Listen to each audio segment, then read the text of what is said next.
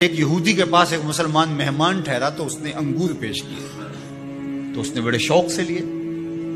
تو تھوڑی دیر کے بعد وہ شراب لے آیا. اس نے کہا استغفر اللہ، میں مسلمان ہوں، میں شراب نہیں لیتا. تو اس نے ہنس کے کہا یہ جو انگور آپ نے کھائے ہیں شراب اسی سے کشید ہوتی ہے. تو اس مسلمان نے کہا کہ آپ کی اہلیہ کدھر ہے؟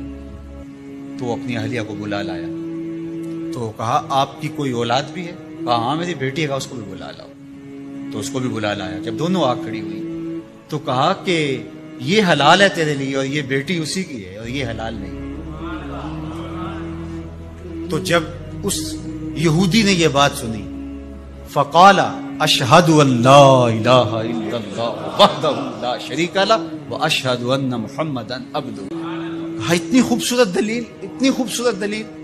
کہا انگور سے شراب نکلی ہے تو شراب حرام کیوں؟ انگور